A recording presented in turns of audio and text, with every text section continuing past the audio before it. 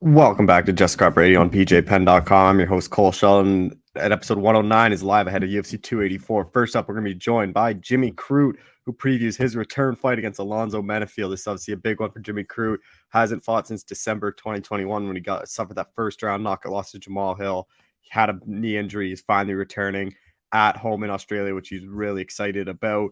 And a fun fight, he thinks, against Alonzo Menefield. He says he wouldn't be surprised if Alonzo wrestles them, but he is kind of expecting them just to strike and one of them get knocked out. But he says he learned a lot in that layoff, learned a lot from the Jamal Hill fight, is very happy to see Jamal become the champion because he knows he's right there. And he's expecting to kind of show off a new Jimmy Crute and really remind everyone that he's still a force to be reckoned with in this division. We're then going to be joined by Parker Porter to preview his main card fight against Justin Tafa. Parker going down under to face the fan favorite heavyweight Justin Tafa. Similar to Jimmy Crute, Parker Porter thinks this one's going to be a swinging and banging kind of fight until one of them falls down. Parker knows he has a very good chin. He knows Justin likes to swing and trade punches, which he's looking forward to. But Parker's also looking to get back in the win column. Obviously, last time out in May, he lost to Jilton Almeida. He said he wanted a quick turnaround after that fight got booked in October. Obviously, different reasons with that whole Slim Fernand Ali thing happened. He didn't get a fight, which he says he was actually looking at, and he was quite confused about everything that was going on. But he's excited he can finally return here and expects a good fight against Justin Toff and one that he expects to leave Australia with the win.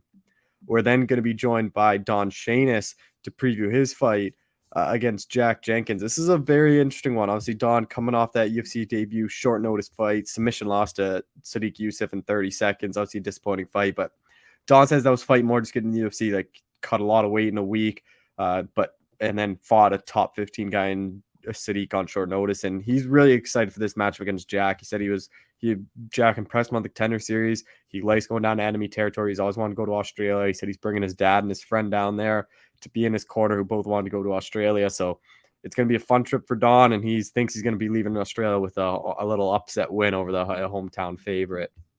And then we close things out talking to Blake Bilder to preview his fight against Shane Young. Blake, undefeated guy, coming off a very impressive win on the contender series over Alex Morgan, a first round submission, going down to Australia to face Shane Young, who's fighting for the first time since March 2021 at UFC 260 when he lost his decision to Omar Morales on a 2-fight losing streak. This could be do or die for Shane Young for the city kickboxing guy, but Blake just thinks he's a better, more well-rounded guy. He likes that he's been more active. He does kind of think the layoff could impact Shane in a negative way, but be sure to share the show, subscribe, and tune in next week for another episode of Just Scrap Radio. All right, we're joined by UFC light heavyweight Jimmy Crute, who's back in action and fighting in Australia. Jimmy, how's it going, man?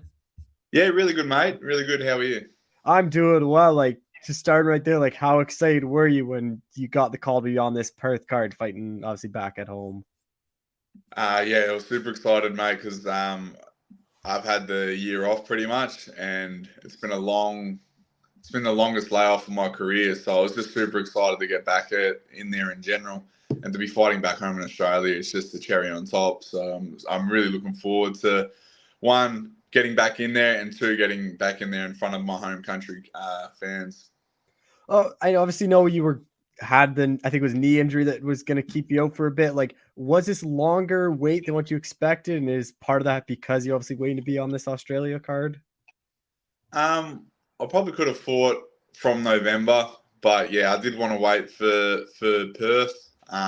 It's obviously a massive pay-per-view, plus just getting to fight in front of the Aussie fans. But no, I think it was the perfect timing. I think my mindset, my physicality, everything sort of come together in perfect alignment for this fight. So I'm really looking forward to getting in there and showcasing the new and improved version. What has this past year been like for you? Because obviously you're used to fighting so often that having to sit back and kind of just rehab is probably a big change for you. It was a good opportunity, to be honest. I was sort of just trying to force my game into a certain direction, and then having the year off, I really had to take a step back and focus on my mentality rather than the physical aspects of this sport, which I think is the most important part, is the mentality. And it gave me a good opportunity to just take a step back and reevaluate where I was going wrong with my training, and I made a complete change to everything. And it's I feel like I'm in the right spot now, and I feel like the injury happened for a reason in a weird way. And then obviously a big change too is the mullet's gone. What kind of was the reason for that? Just one day I woke up, I looked myself in the mirror, and I was just like, "Oh man, this is not me." Um, it, yeah, it was a phase, and I had a bit of fun with it, but I'm just not that person anymore, and I wanted to make it just a complete change and come back as myself. Do you think because of the time off, like people have kind of forgot about you and kind of how good you are? Like just because with especially the UFC, like there's events like every weekend where if you don't fight for a while, like people fans kind of seem to forget about a lot of people quickly. Yeah, maybe. I don't do like the fans are such an important aspect of this sport, but I don't do it for the recognition. I do it because I love to fight. And if people forget about me, it just makes for a better comeback. When I get in there and I blow the roof off the arena and I have a performance of a lifetime, people remember real quick. What do you think that walkout is going to be like for you? The walkout, it's gonna be good, man. I feel like it'll just be like a moment that I've been waiting for in a way. Like it's been such a long time since I fought. It's been a long time since It's been even longer since I fought in front of a home country crowd. So it'll be a pretty special moment. Do you worry about ring rust? Like it hasn't obviously been that long, but do you worry about kind of the timing and everything being off for over a year? I did worry about it a little bit, just like at the start of my injury when I knew I was going to have the year off. But um, the way that training's been going, the way that my mindset is now, I know that I'm going to show up. I know that I'm going to show up at my best. So I'm not going to leave any room for error. Just going to do everything properly. And if I do have ring rust, it's just something that I'm going to have to deal with on the night. But I don't feel like it's going to come up. If I am brutally honest with myself, I don't feel like it's going to come up at all. And then fighting Alonzo Menifield, like how excited were you when you got this name? Because this is a pretty action fight on paper. Yeah, it's a great fight. Alonso is someone that I've sort of had me on for a while because I knew that he was going to be up there.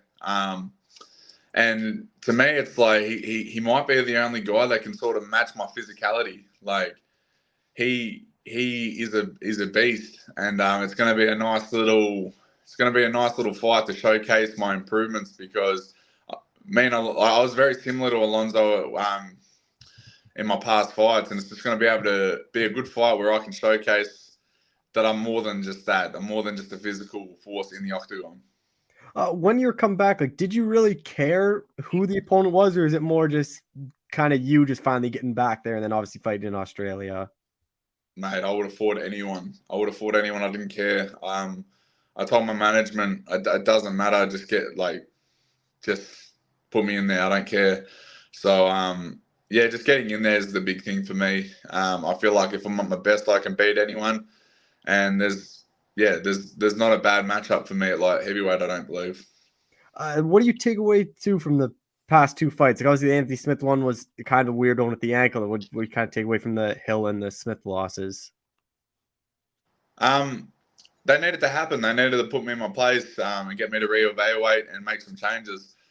I was just stuck in a little bit of a rut for the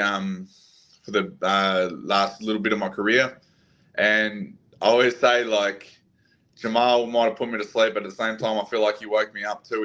I made a lot of mental changes after that fight, and then after the injury and everything. Yeah, I feel like sometimes you gotta get knocked down a few times so you can really reach your potential and get back up.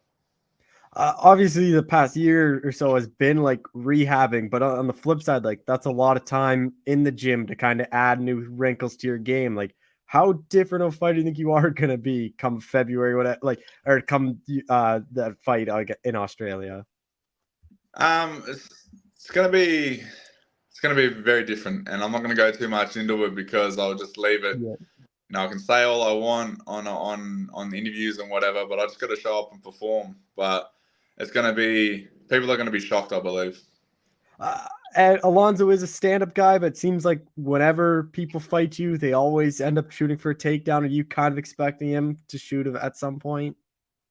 I think Alonso is a pretty good wrestler too. He has some really good transitions and straight freestyle wrestling, which I was pretty impressed by my film study. Obviously, he tries to overwhelm people on the feet. I just got to play my game. Whether he chooses to try and initiate the grapple, or whether he chooses to try and stand and bang, I got to be ready to take him out either way. And I will say this: if he does decide to try and take me down, it's going to be a terrible, terrible night for him.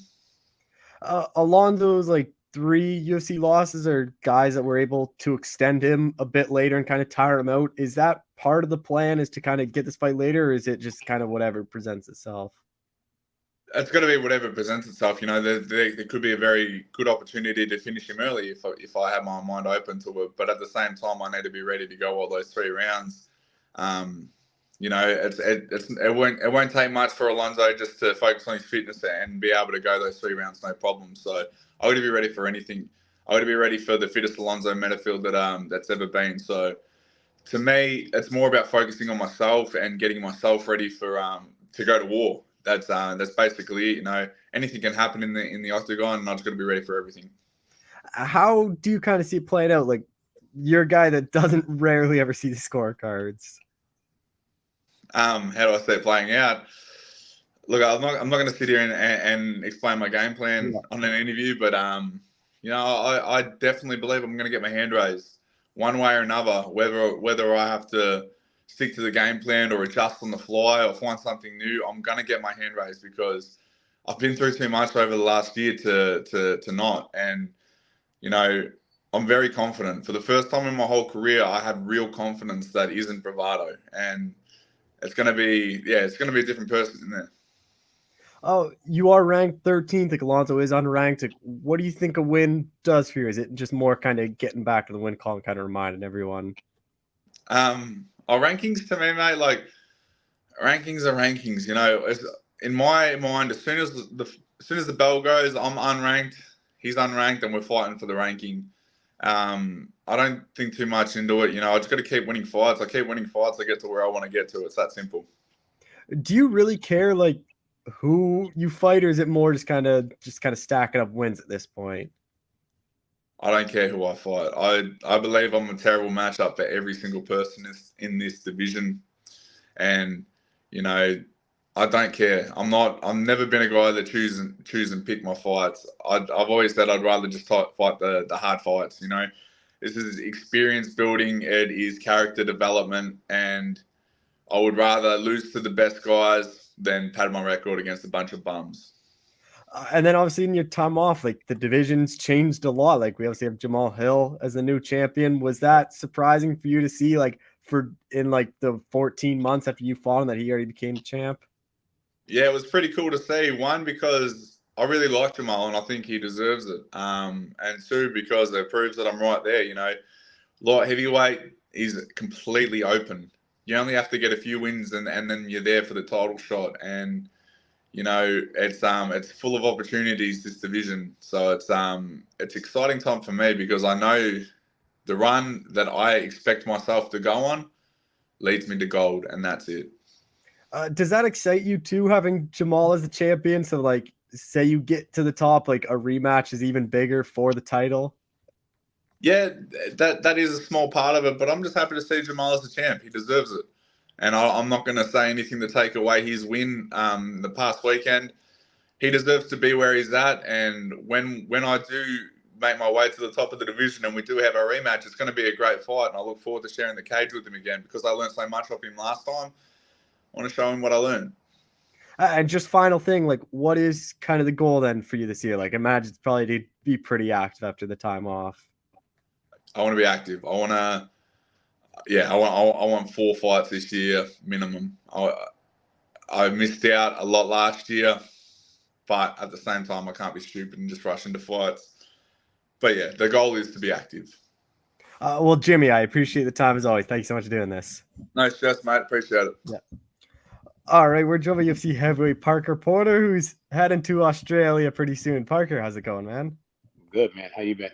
I'm doing well. Like, before we get into this one, I kind of want to touch on what kind of the end of 2022 is like for you. Like, obviously you fight Jailton. We kind of talked about how it was kind of a weird fight, how there wasn't a whole lot of upside for you. And then you obviously get booked at 280 against Hamdy. He gets out. and then you're booked against that Slim guy, and then all that like contract dispute comes in between like his what management he signed with. Like, Yeah, and it was what? just like one thing after another just kind of fell through for me, and I was like, okay, all right, when can we get on? And then obviously February now being the fight that they made for me, because they just had everything completely filled up right up to the end of the year. How kind of frustrating was that for you? Because I imagine after that loss to Jailton, like a lot of was just trying to end the year on a win and like kind of get that bad taste out of your mouth. Yeah, it's exactly right. Like I want to get back in the winners bracket, and just get back on my grind. I've been trying to get at least 3 fights in a year since I got signed. And I haven't had any luck. For one time I got COVID. They had to postpone the fight, so I only got 2 in that year. Um, Another time, it's just one thing after another. I wasn't able to string together at least 3 fights in the year, and obviously I would have loved to have closed out the year with another W instead of taking that L. Were you paying much attention to that whole like Slim thing and how kind of weird it was? How he like Ali gone to the UFC, but then he was signed with another manager, and then that whole dispute. Like, do you pay much attention, or do you just kind So of notice it was out? I had to pay attention because obviously it was kind of like directly related to me, in the sense that like I was supposed to fight the guy, and like you hear one thing from one side, another thing from another side, and this person wants to talk about that or not talk about that, and there's a lot of behind the scenes, cloak and dagger kind of stuff going on, that I was just like, well, damn, like it's too bad that shit happened. you know. Was there any ever talk of getting you another opponent and staying on that 280 card, or at that point, because you already went through 2, that they just kind of scrapped I, it? I think at that point they just kind of were like, all right, well, scratch it, like just we'll do it on another card. We'll find a different setup. They'll fill the slot with something else if they can. Looking just last kind of thing about the past little bit, like looking back on Jailton, like do you regret taking that fight at all? Just because like when we talked about before, like you said it wasn't really going to do a whole lot for you just because he was like a light heavyweight moving up just to kind of stay active. No, I don't regret taking the fight. I don't regret taking any fight I've ever had. Like I regret certain things about the way that I handled the fight in the situation. Like I didn't really get a chance to implement my game plan, which really I beat myself up over a lot. I got inside my own head. He's a super talented guy, obviously very strong grappler, and very very skilled at what he's doing. And I think I gave him too much credit for myself for his game. Not saying he's not a talented fighter or a really fucking high level grappler, but I was so afraid to make a mistake that I stopped playing my own game. And I have to remember, like, oh yeah, I'm up there too. I'm not some guy that you're just gonna run right over. And I was so fixated on not making a mistake that I turned it almost more into a jujitsu match than an MMA fight, and I just like really beat myself up over the fact that I went in there with that mindset. And then looking ahead to this one, like Justin Toffa in Australia, like was it immediate yes? Was there some hesitancy to go down to Australia? Because obviously that's a long flight and kind of obviously time change and all that kind of stuff. I was excited about it. Like I want to travel more. I want to see more of the world, and just in general, just experience everything that I can. While I'm, you know, young enough and able-bodied and ready to go. I guess I'm really not that young anymore, but I'm still plenty able-bodied, and I was super excited about it. The time zone change, the time change is going to be a pain in the ass to deal with, but those are things that come along with the fight game. You're not always going to get everything gift wrapped and handed to you with a pretty bow on it. But yeah, we were super excited for the fight. We were excited to get a fight, and I more importantly, I'm excited for the fans for this fight Mm. because I think it's going to be a great freaking matchup. We both, I've said before, we're both the kind of guys that want to bite down on our mouthpiece, dig our heels in, and start throwing leather and coming forward. And I guess a bit of a benefit is like Australia, like that's a place I always want to go to. But the problem is like I'm in Toronto, it's so far and like it's so expensive. Yeah. But at least you kind of get the UFC paying for it, and then you're going there Yeah. anyway, so the flight probably won't be too bad. No, I mean, it's a long flight. It's like Yeah, I just got my itinerary yesterday, actually, and it's like 22 hours of travel times. We actually leave East Coast time at like 8 o'clock in the evening on a Friday. But because they're 13 hours ahead, technically when we get there, it'll be Tuesday. Yeah, it's wild. I mean, technically leaving on Friday would be Saturday there anyways. So, but it's a lot of freaking travel time. Yeah. then with Justin, like obviously he's a guy.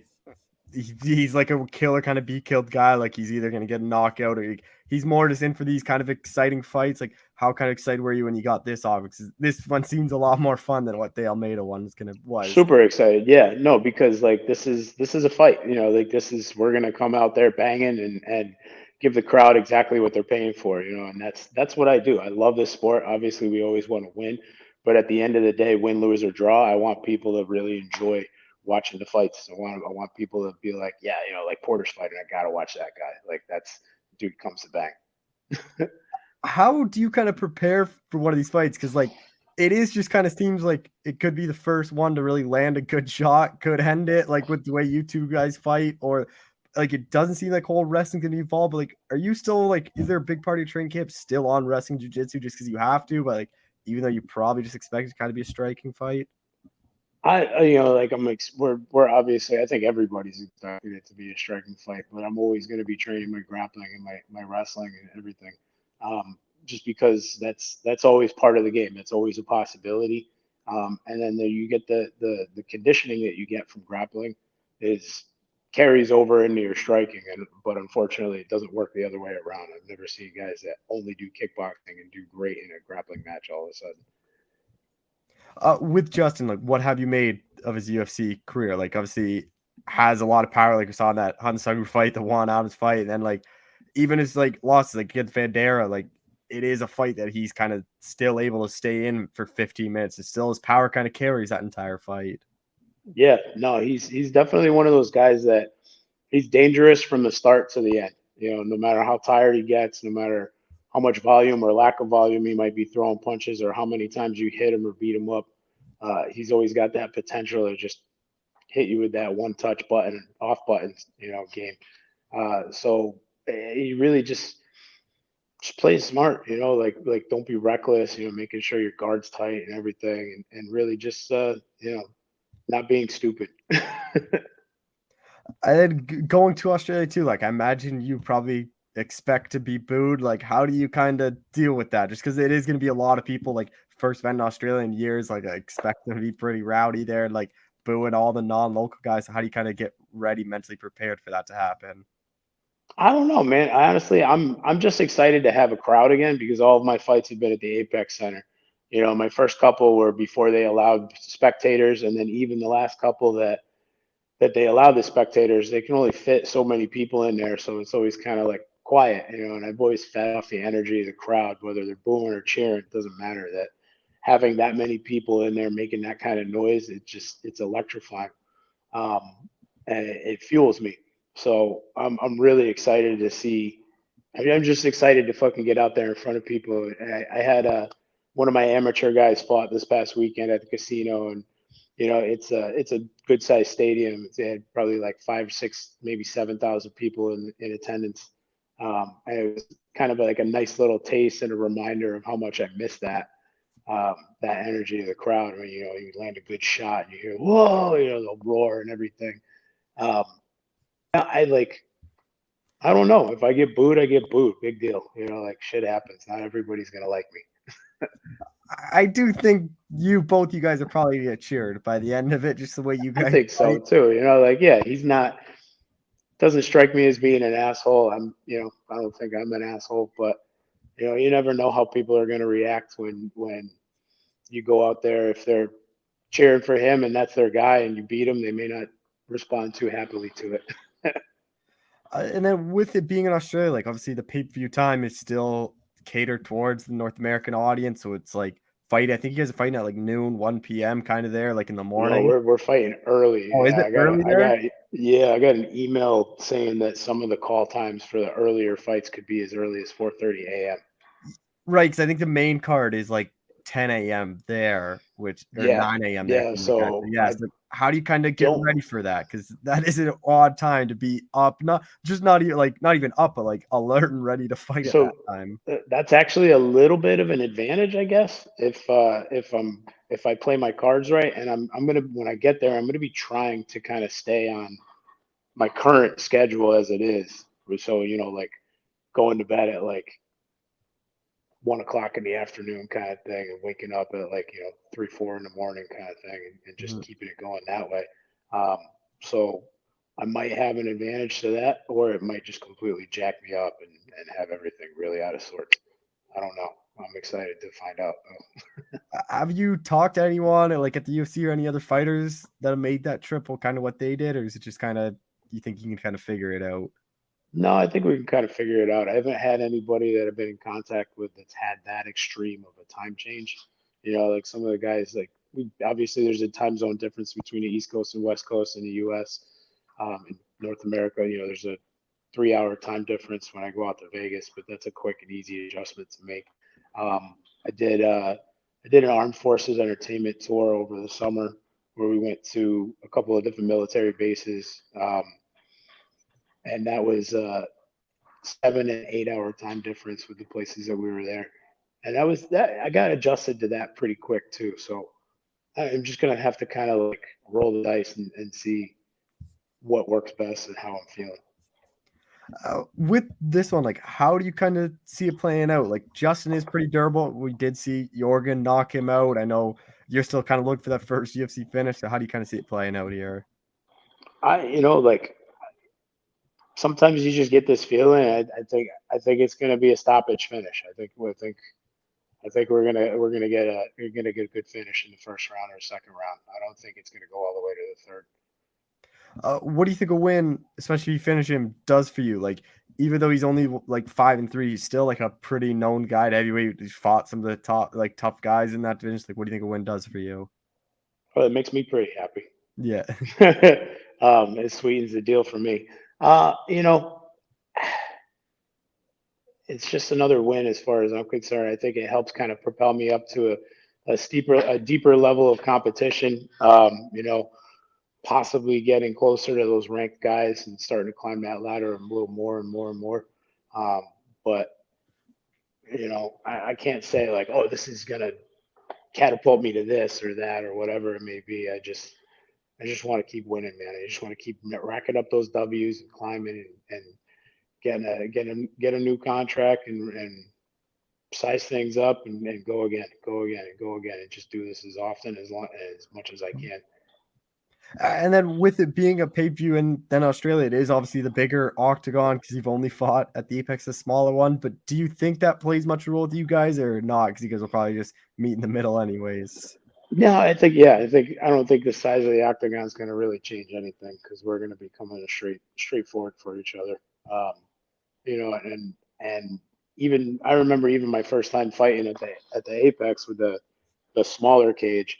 All the local venues that I've ever fought for have even smaller cages than that. So like when I first got in there, I was like, "Yo, there's a ton of room in here. What the hell are you talking about?"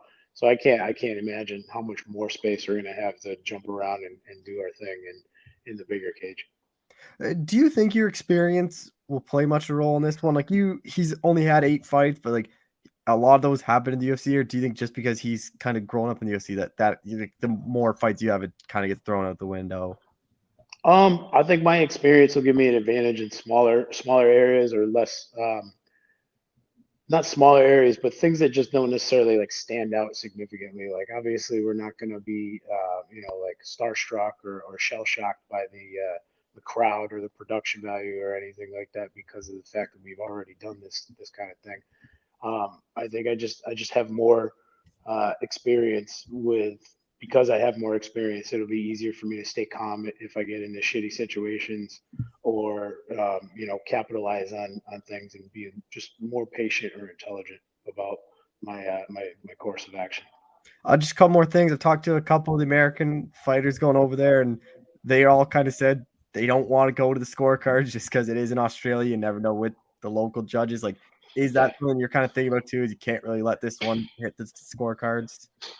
Yeah, no, absolutely. I never want to leave it to the scorecards if I have a choice in the matter. If it does go to the scorecards, I'm going to have to make sure I have such a dominant performance that there's absolutely no question about who won. And just two more things, and then for you, like I think this is probably the biggest card you've been on. Like obviously you're on Stipe DC3, but what's it like to be part of this card? Like obviously you have Islam Volkanovski, you have like Josh Emmett Yair, like you have some pretty big names on this card that you're sharing the card with. It's huge, man. Yeah, I'm not one to get starstruck when I meet people. I remember meeting, seeing DC for the first time and Stipe and everything when I got my debut fight on their rubber match card. Um, and I was like, wow, like this is really cool. But it never was like, oh my god, oh my god, oh my god. They're just like me. They're just like you. They're doing their thing. They're at an elite level in the sport. But I'm not like, oh my god, can I get a picture with you? Or like, yeah, might take some pictures, might shake some hands and stuff. But at the end of the day, we're all there to work and get a win. Final thing, you kind of touched on it earlier. You said the goal has always been 3 fights. Like fighting in early February kind of sets you up for that. It's like, what is kind of the ideal year look like for you then? The ideal year would be get this win and get on to. I'll have one more fight on my contract. Get onto that one, get a new contract, and get a third fight. Like thinking, maybe as long as I'm not too banged up, we'll get back in there at the end of May, beginning of June, somewhere around there, and then one more time before the end of the year. Well, Parker, I appreciate the time as always. Thanks so much for doing this. My pleasure, man. It's always a fun to talk to you. All right, we're joined by UFC featherweight Don Shainis, who's back in action and headed down under. Don, how's it going, man? I'm doing fantastic. Just coming back from the gym, ate something, got a couple interviews today, and then back to the gym. Obviously, we talked before your debut. It was kind of like a hectic thing. You take on a top 15 guy on very short notice. Like, obviously, didn't go your way. Like, what do you take away from that fight if you can take anything at all? That was fucking chaos, man. I'll tell you what. I proved to myself that I could show up at any time, make weight, and still go out there and do my thing. Obviously, I got fucking smoked.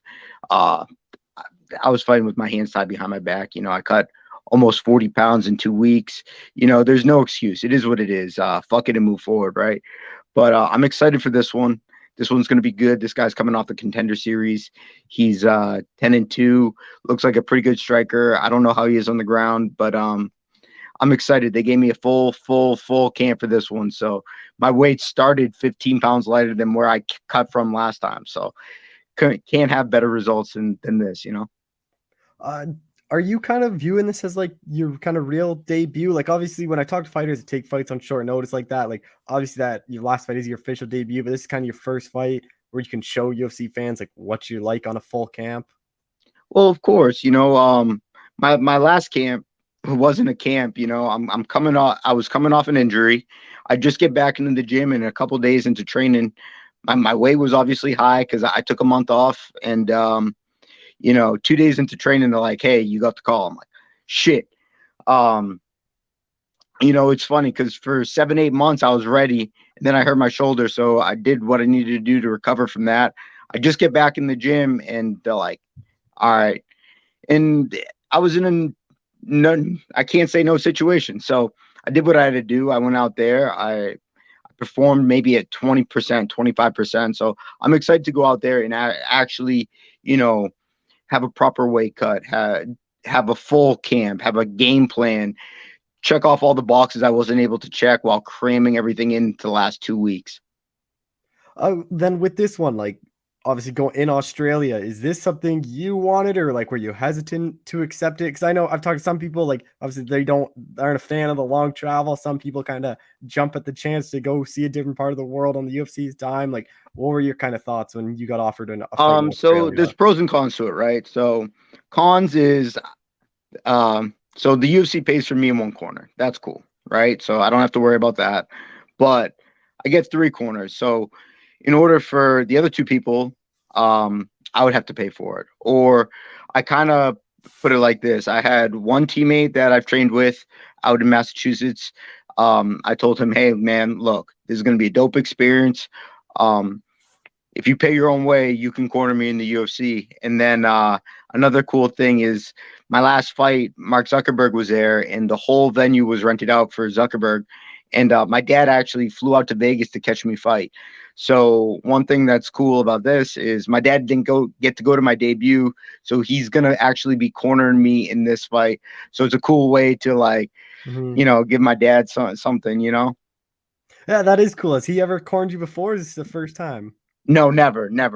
When I fought regionally, I made him walk out with me one time. I'm like, hey, take this belt, shut up, and don't say anything. And we like snuck him backstage and walked out. But no, he's gonna be part of my corner, and he's super nervous for it, and I'm super excited for him because like, how cool is that?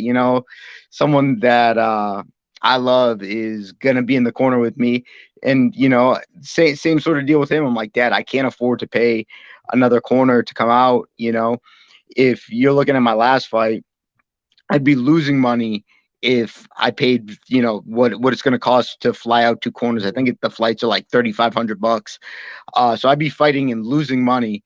So I told my dad, I'm like, hey, if you can afford to fly out, I got a corner spot for you. So super dope, especially since he didn't get to, he was ready to drop money to get a seat at the Apex, and it was nope. So such a cool thing I could do for my dad. Then with Jack, like how familiar were you with him when he got this call? Like obviously he had a good performance on the Contender Series, like Aussie guy, like probably figured he's gonna be on this card. Like how familiar were you with him? So weird coincidence. I flew into Vegas on Tuesday for my last fight. And Lorosenko happened to hook me and my coach up with Contender Series tickets. And he fought in the last week of the Contender Series. So I watched him fight live, not knowing that one day I was going to fight him. But I remember talking to my coach thinking like, this would be such a great matchup for me after this fight, not having any idea that like we'd be fighting so soon. But yeah, I was obviously comparing myself to what I saw in him, and he had a good performance. He's a striker, but he grappled, so he got the win in the late finish. I don't know if that was deserving of a finish, but it is what it is. He got the win in the contract, and this gives me a great opportunity to go out and showcase my abilities. For training, are you back in Mass training, or where is kind of training? Yeah, so I'm in Massachusetts right now. Yep. Are you back at where you were before, like the kind of the home gym? Yeah, so my home gym is Citadel. That's up in Boston, but I'm doing a lot of cross training up here because all the talent is spread out. So on certain nights, certain guys go to different gyms. So I'm between Citadel, Lozon's, this new gym BTT in Taunton, and then my strength and conditioning coach. So I'm every day. It's this place in the morning, this place at night. Strength and conditioning, this place. So it's going where the talent is out here. With this one, like obviously on a longer flight, like harder to keep weight off. You just obviously cut a lot of weight though. Like, have you talked to the PI about the weight cut and like how to kind of handle that for that long period of time on that plane? Yeah, so the PI has been super helpful. This is like one of the biggest perks. Like they've been sending me out food. Granted, I'm starting this camp like 6 or 7 weeks ago, 10, 15 pounds lighter than I started my last camp at. So I started off in a good place, and my goal ultimately is to diet down another 6 to 10 pounds, hit 160 before I fly out. I'm going to be flying out a little bit early just to acclimate to the time zone because we're going to be missing a day. So I got to factor in, I'm going to miss a day of exercise. I'm going to miss a day of dieting. I'm going to miss a day of proper hydration. And I'm going to be stuck on a flight. So I got to account for that. So my goal is leaving the first and flying out for getting there the third, but leaving at like 160 to 158 in that range. And then going out to Australia, like obviously fighting in front of these sold out crowds, like fighting a local guy, like are you just kind of like you obviously have to expect to be getting booed? Like how do you kind of deal with that? Like do you do anything in training or to like help prepare you mentally for that? So I fought in Kansas City. I fought Chris Lencioni for Dana White's looking for a fight. And shit, I knew Dana White was a huge Tom Brady fan. And I'm like, fuck it. I'm a New England guy. I'm going to walk out in a Tom Brady jersey. I'm in fucking KC. Everyone there is like when they sing the national anthem, it's the home of the, and everyone goes, Chiefs. So I walk out in this Tom Brady jersey. Everyone is diehard Mahomes, Kansas City Chiefs fan, and I'm getting booed by everyone. So I just kind of like to embrace it. You know, that was the first time I've ever been booed. I'm sure I'm gonna get booed again, just not being the local guy. But it is what it is, man. Like, I'm not gonna take it personally. I'm there to do a job, get my hand raised, get in, get out, and get on to the next one. And then the other thing with Australia is the pay-per-view time is obviously still kind of local for North America. It's like, I think it's like 11 or 12 you guys will be fighting at like in the morning. Like, do you try to convert to Australian time and like be just ready to fight at like noon, or do you kind of hope to stay on American time zone? That's gonna be interesting, right? So I don't know. Obviously, you know, you got to be able to find gyms out there and just break your sweats and most importantly, get the weight off, right? So like if you can't make your weight, you're not doing your job, get out. So you gotta kind of adjust for what time gyms are open out there. You gotta be able to do your weight cut, make weight for that. But I'm not exactly sure how it's gonna start. You know, I seen somewhere that like the card might start at like 6 or 7 a.m. I know weigh-ins are from like 6 a.m. to 9 a.m. in the morning. So I think I'm gonna try and stay on a weird time, like create my own time zone, really, and like maybe wake up super early in the morning. So to me, noon, you know, 1, 2, 3 o'clock's my, you know, 11 o'clock midnight. So it's definitely going to be an adjustment. I've never done this before, but that's fucking life. You know what I mean? Like you got to be able to adapt and overcome. And if I can't do that, you know, what business do I have fighting in the best organization in the world? With Jack, like how do you think you kind of match up against him? Like obviously he's a pretty good striker himself. Yeah, he's a good striker. I think my ground's going to be the keys to my success here. I'm a really awkward striker. And by awkward, I don't mean bad by any means, but I just have really weird angles and I'm able to close distance really well. To me, he looks like a AB fighter and he tends to throw hard, but at one tempo. So if I'm able to disrupt his tempo, change levels and, you know, a lot of up and down, I'm trading for up and down for 15 straight minutes. So I know my cardio is going to be there. So that's kind of how I'm looking at this fight and my opponent. You know, obviously he looks like a fantastic striker when I look at some of his not his Contender Series fight, but yeah, I think I don't think he throws too many pretty combinations. I think he just throws fast and hard and at one speed, and he's going to try and take my head off, and that's fine. Do you think people overlook you just because you debut and like losing that quickly to a guy like Sadiq? I don't think that, you know, I don't think anyone has any idea who I am. You know, I don't think I've blown up yet. I haven't got a chance to showcase shit. I just don't think people know.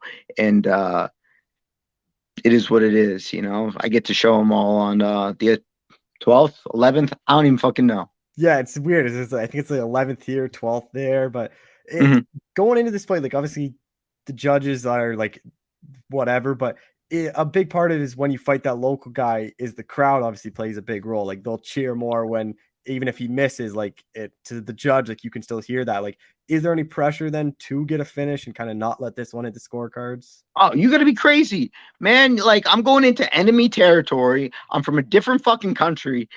I got this internal rules. Like, don't leave it up to the judges. Like, you leave it up to the judges. Like, you're best off flipping a coin.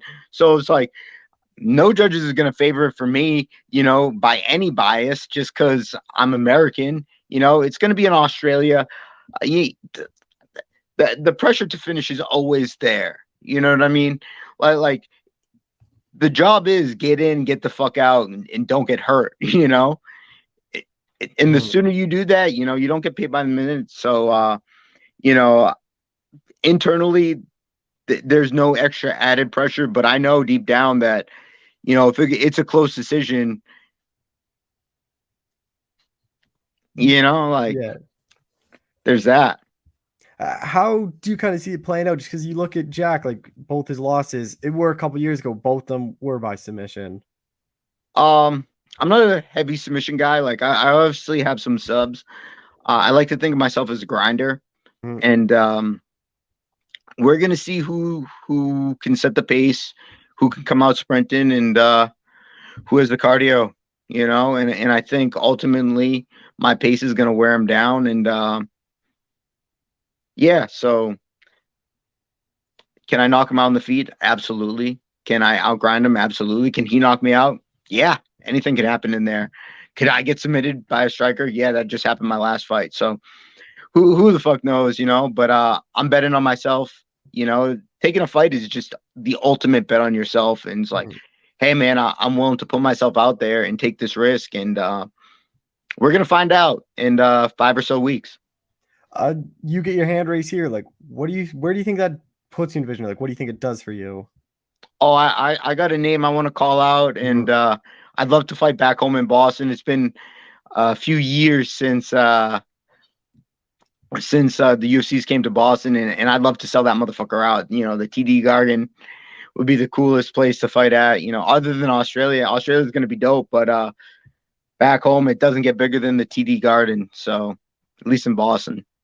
I meant to ask at the beginning, when you go to Australia, you gonna stay out there a bit longer and kind of see the sights, or you just immediately back on a plane home? I think I'm just going to stay there for a little bit. You know, I'm not sweating it. You know, I'm going out there with my dad, so you know, we'll see what he wants to do. We haven't booked the flights yet, but I know I want to leave a little bit early, and when I come back is irrelevant. Yeah, and that long of a plane trip, you might as well like Yeah, I go might do try and some install the stuff fuck out out of that, there. to be honest with you. Depending on how long it takes there, I might come back next month.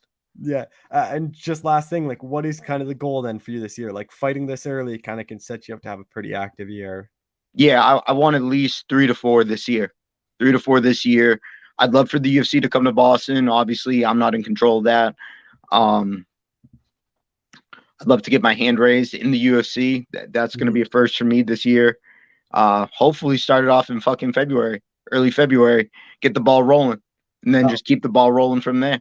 well, Don, I appreciate the time. Thank you so much for doing this, man. No problem, Cole. Thank you so much, man. All right, we're jumping UFC featherweight Blake Bilder, who's making his UFC debut in Australia. Blake, how's it going, man? Man, I'm blessed, bro. Really, really blessed. How are you? I'm doing well. Like, obviously, you get the contract on the Contender Series, like an incredible performance. Like, were you kind of hoping to get one more fight in 2022, or were you always kind of looking at early 23 for that debut?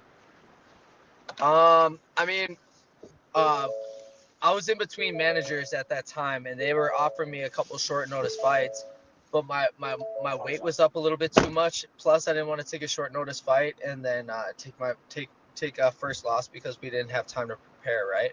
So, we turned a couple down, and then we got the opportunity to fight in the Contender Series. We had like a month and a half to get ready for Alex Morgan, who was #1 in Canada, Mm.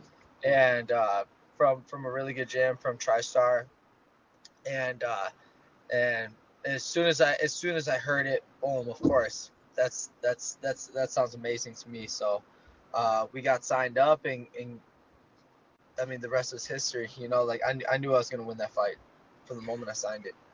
And then how did this fight against Shane kind of come to fruition? Because not a lot of guys are really too eager to go down to Australia with all that travel. Oh yeah. Honestly, that's the thing that sucks the most about it is just doing all the travel and whatnot, getting because it's you and a coach that gets your ticket paid for. But I have really good people in Orange County, really good sponsors, so we're able to get everybody out there. Everybody does well, and everybody everybody's going to be able to make it out there, no problem. Have you talked to like the PI or anything about your weight cut? Because obviously it is a long flight. Like your weight kind of goes a bit higher on those flights. Like, have you talked about how you kind of figure that out in the game plan so you don't miss weight? Obviously. Yeah, like I said, like we just started getting our meal Yeah. plans. I'm meeting up with the nutritionist tomorrow, and we're making sure that we have everything dialed in. So they just write up the plan. They have all the diagnostics, and I just follow through with exactly what they tell me to do. And with Shane Young, like how familiar were you with him when you got offered him? Not familiar at all, to be honest. Seems like a pretty decent guy, pretty well rounded. Um, he's got more experience than me. But it seems like the last couple of years, he only had a couple fights. Doesn't mean he's not training. Definitely probably training hard, but I just feel I just feel like with the bad KO, with a little bit of time off, that he's gonna feel it when we're in the cage. And he is obviously on a 2-fight losing streak, so like could be fighting for his jobs. Like, do you kind of just For sure. expect him to be a totally different version? Like, obviously, like this is kind of do or die for him. Oh yeah.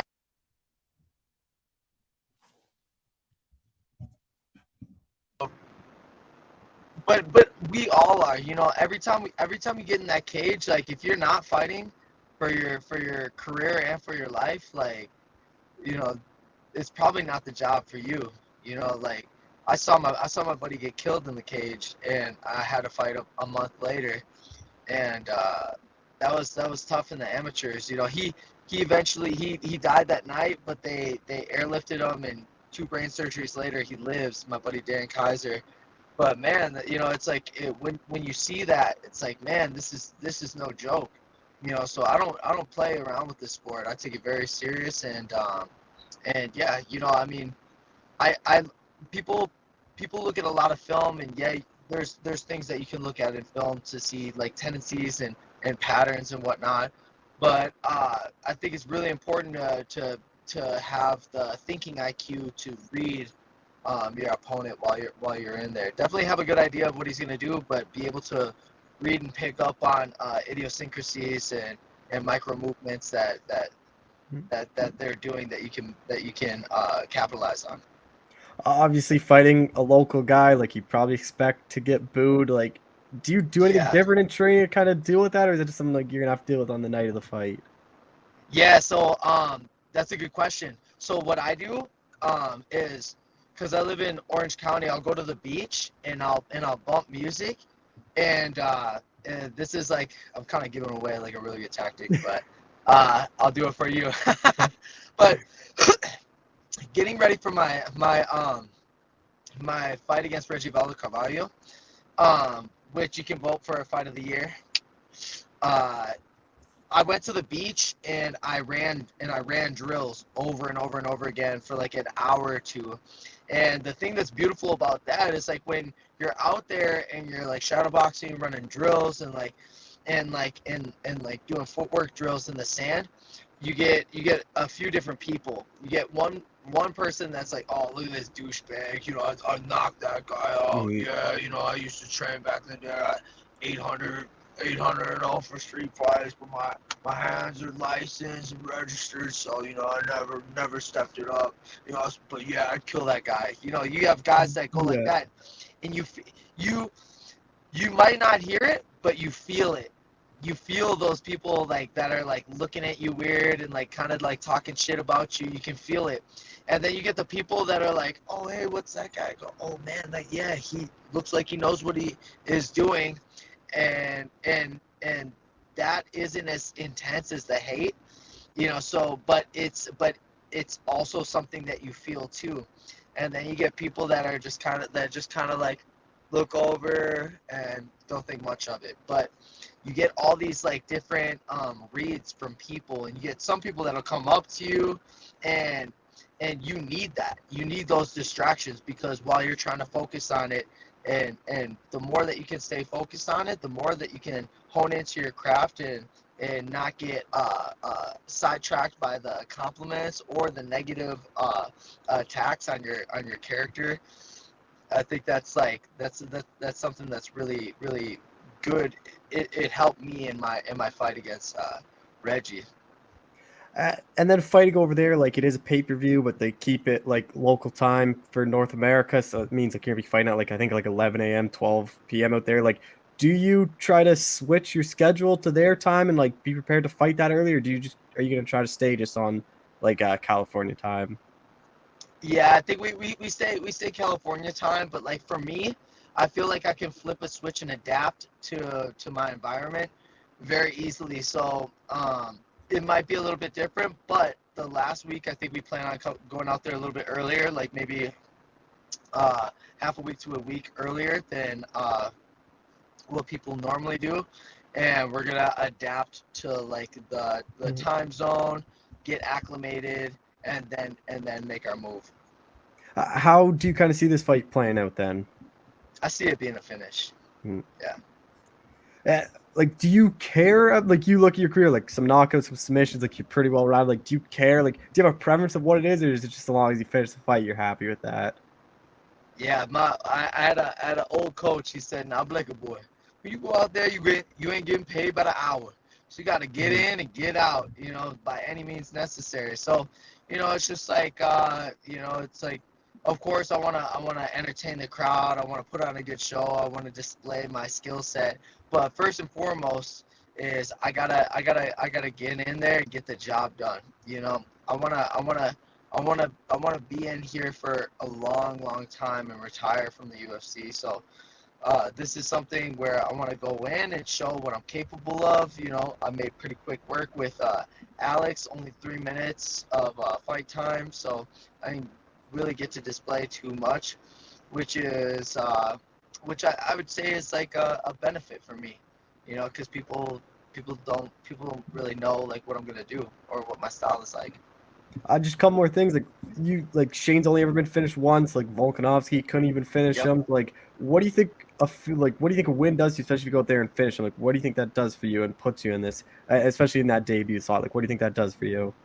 Well, see, that's what I like the most about it. It's like, I mean, obviously the kid's freaking tough, like all those Australians are, and yeah, he hasn't been finished other than that knockout, and it was like early in the first round. Um, I think that's the best part about it is they're like, whoa, hey, this guy fought the champ, and they went to a decision, but with Blake, different story. So like, who is this guy? And it's definitely going to bring spotlight, and it's going to definitely bring a lot of eyes on me, and I'm looking forward to that. Do you like being on this card for your debut? Like, so many debut guys just get thrown on like these Apex cards, and like not many people watch them, and they don't really get a build up. Like, everyone's gonna be watching this card with like the 2 title fights, like obviously Islam Volkanovski. Like, it's kind of a big spotlight for your debut.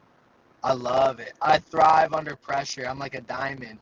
Pressure for me doesn't bust pipes. It turns me into a diamond. It just handcrafts me, keeps me sharp, and keeps me shining bright. I'm excited. I can't wait. Just last thing, like you're fighting fairly early to begin the year. So like, what is kind of the goal then for you this year? I would like to get 4 fights this year if I can. 4 to 5 fights. I want to stay active. Like even when I won the Contender Series, I wanted to fight. Obviously, I mean everybody wanted to fight, but like I wanted to fight Madison Square Garden. I wanted to fight on the December 10th card in at the Target Center in Vegas. And those things come around. But for this one, I'm really excited to be on a really big card, one of the biggest cards there's ever been in the UFC, and then also head down to Perth, Australia. I've never been to Perth. I've never even been to Australia, so that's exciting. Well, Blake, I appreciate the time. Enjoy the golf round. Yeah, I appreciate it, man. Thank you. I got the fit ready. Oh yeah. So we're ready to rock.